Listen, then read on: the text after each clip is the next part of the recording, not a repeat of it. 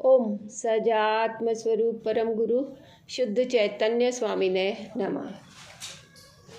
कदाग्रह का त्याग करके जो व्यक्ति स्याद्वाद का सिद्धांत स्वीकार करता है वह राग द्वेष दोनों में संतुलित रहता है। उसी संतुलन को माध्यस्थ भाव कहा है। इसी भाव का चिंतन मध्य स्थाष्टक में किया गया है। जो आत्म भावों में संतुलित हो गया वह सदा भय रहित हो जाता है, क्योंकि भय सदा संसार की आसक्ति के कारण ही होता है। आसक्ति मिटते ही साधक निर्भय हो जाता है।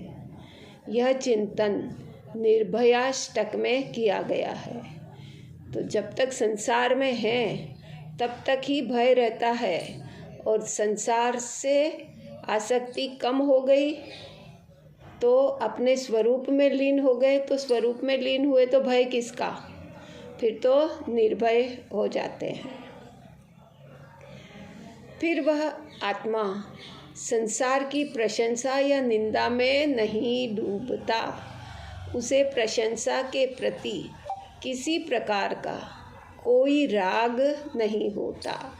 अत्यंत सूक्ष्मता के साथ इस तथ्य का विश्लेषण अनात्म संसाष्टक में किया गया है। जीव के अनादिकाल के भ्रमण का मूल कारण है तत्व दृष्टि का अभाव। नहीं है तत्वों का ज्ञान उर्में तो तेरा जप तप भी क्या करेगा। तो तत्व के अभाव में ही ये संसार का भ्रमण चल रहा है। इसके कारण वह वस्तु को उसके यथार्थ रूप में नहीं देख पाता। वह सदा राग या द्वेष की दृष्टि से वस्तु को मूल्य देता है, और इसी कारण कर्म बंधन की प्रक्रिया को जन्म देता है और मिथ्यात्व के अंधकार में भटकता रहता है। तत्व दृष्टि नामक अष्टक में इस तत्व का निरूपण किया गया है। बाह्य दृष्टि से विमुख हुआ आत्मा अंतर्दृष्टि के प्रयोग के कारण अंतर की विपुल समृद्धि का स्वामी बन जाता है। कितनी है संपत्ति, विपुल समृद्धि, विपुल, जिसकी कोई सीमा नहीं है। असीमित संपत्ति मेरी है, वैभव मेरा है, असीमित वैभव। इसी कारण तत्वदृष्टि अष्टक के बाद सर्व समृद्ध यष्टक का कथन किया गया। जो साधक कर्म और कर्म के परिणामों का सदा चिंतन करता है वह राग द्वेष से मुक्त होकर समभाव में विचरण करता है। कर्म ही हंसाता है और कर्म ही रुलाता है। इस प्रकार जो कर्म के परिपाक से साक्षात्कार कर लेता है वह व्यक्ति फिर कर्म में न फंसकर आत्मभाव में डूब जाता है। यह चिंतन देता है कर्म विपाक चिंतनाष्टक। कर्म विपाक की विचित्रता का चिंतन करता हुआ साधक संसार के प्रति उद्विग्न यानी उदासीन हो जाता है। फिर वह जल्दी से जल्दी संसार दशा से मुक्त होने के प्रति चिंतनशील और क्रियाशील हो जाता है। जैसे हम जिस मार्ग पर चल रहे हैं, संसार से विरक्त होकर मुक्ति की ओर अग्रसित हो रहे हैं, तो उसी प्रकार क्रियाशील क्रिया सबकी वही चल रही है मुक्ति की दिशा में। भवोद्वेगाष्टक में इन्हीं तथ्यों का खुलासा किया गया है। जो जीव संसार के प्रति उदासीन हो गया वह फिर लोक संज्ञा में आसक्त नहीं होता। लोग क्या कहेंगे, संसार से ही उदासीनता हो गई तो लोग क्या कहेंगे, उसे उसका कोई भय नहीं रहता। उसकी क्रिया लोक दिखावे के लिए नहीं, आत्मा के लिए होती है। उसका आचार सहज बन जाता है, वह लोक से प्रभावित नहीं होता। लोक संज्ञा त्यागाष्टक उन लोगों के सामने लाल बत्ती रखता है जो भेद विज्ञान की बातें करते हैं पर लोक संज्ञा में डूबे हैं। अनासक्त साधक शास्त्रों के आधार पर अपने जीवन और आचार का निर्माण करते हैं। आप्त पुरुषों की वाणी ही शास्त्र कहलाती है। इसका विवेचन शास्त्राष्टक में पूज्य उपाध्याय जी महाराज साहब ने किया है। परिग्रह ही मूर्छा का आधार है। शास्त्रों में मूर्छा को ही परिग्रह कहा है।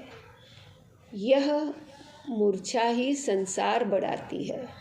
इसका त्याग किए बिना आत्ममहल की दिशा में आगे नहीं बढ़ा जा सकता। इसलिए परिग्रह त्यागाष्टक का विधान किया गया है। जिसने शास्त्रों के आधार पर चलने का निर्णय लेकर समस्त परिग्रह का त्याग कर आत्मरस में लीन होने के लिए अपने कदम बढ़ा लिए, वह आत्म अनुभव में तल्लीन हो जाता है। अनुभवाष्टक में कहा गया है कि अनुभव परम चिंतामणि रत्न तुल्य है। आत्मा को आत्मा के साथ जोड़ने वाले को योग कहा है। साधक ने आत्म प्राप्ति का निश्चय कर लिया, उसने परिग्रह का त्याग कर दिया। आवाज टूट से आती है ना? हाँ, क्या नहीं बराबर। साधक ने आत्म प्राप्ति का निश्चय कर लिया, उसने परिग्रह का त्याग कर लिया, शास्त्र का आधार स्वीकार कर लिया, तो अब उसे साधना के मार्ग पर चलना होता है।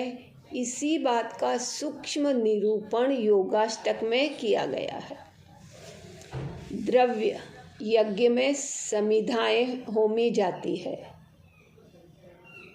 यहाँ तो भाव यज्ञ का विधान है। कर्म रूपी समिधाओं के ज्ञान रूप यज्ञ में तप रूप आग में होमना होता है। यही चिंतन नियागाष्टक में फलित हुआ है। भाव यज्ञ द्वारा जिसने अपनी कर्म समिधाओं का हवन कर दिया, यानी अपने भाव शुद्धि की ओर ज़्यादा से ज़्यादा शुद्ध करने का प्रयास किया, तो कर्मों का तो हवन हो गया, क्योंकि कर्म बंधन हुए नहीं वहाँ पे, भाव शुद्ध हो गए। तो मेन तो भावों का ही है ना।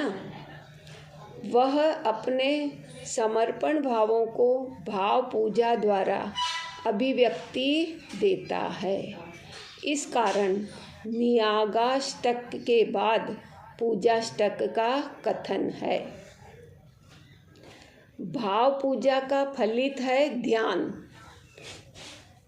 आत्म स्वरूप में डूबना ही ध्यान है।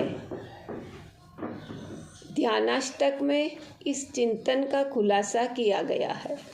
शास्त्रों में तप के बाह्य और अभ्यंतर रूप से दो प्रकार बताए हैं, जो क्रमशः आत्म आरोहण में मुख्य साधन बनते हैं।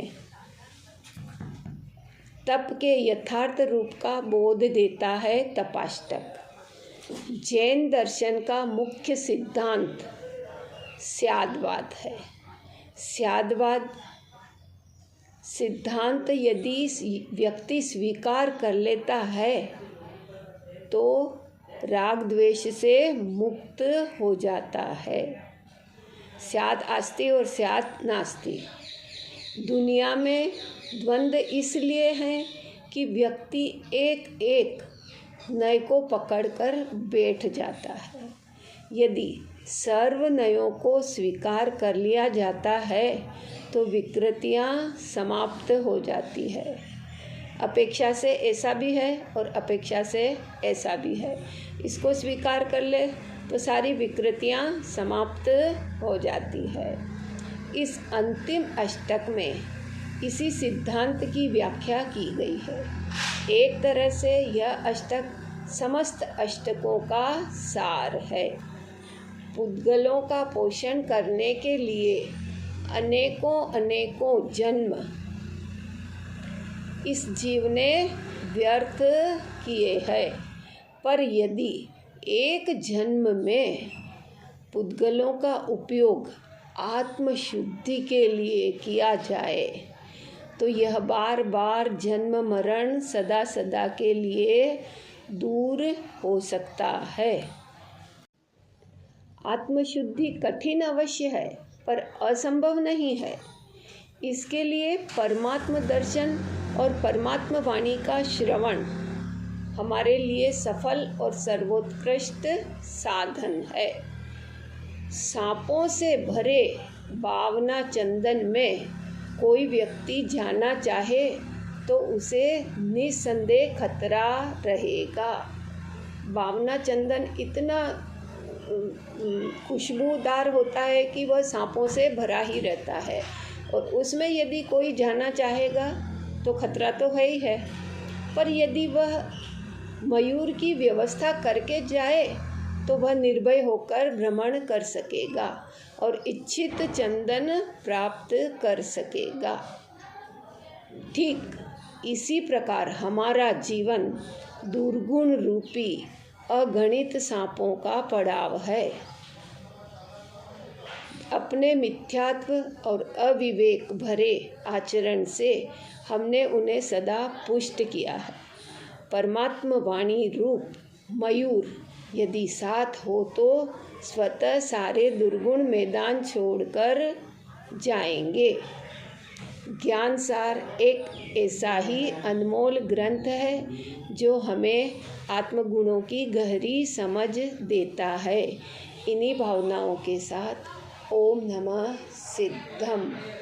जिन वाणी के ज्ञान से हो सम्यक श्रद्धान, हो चारित्र महान उर पाऊँ पद निर्वाण। हे जिन वाणी भारती तो है जपू दिन रैन, जो तेरा शरणाग्रहे वो पावे सुख चैन। जिन वाणी पढ़ते समय कोई असाधना हुई, अक्षर आगे पीछे ऊपर नीचे कहा हो तो तस्समिच्छामि दुक्कडम, तस्समिच्छामि दुक्कडम।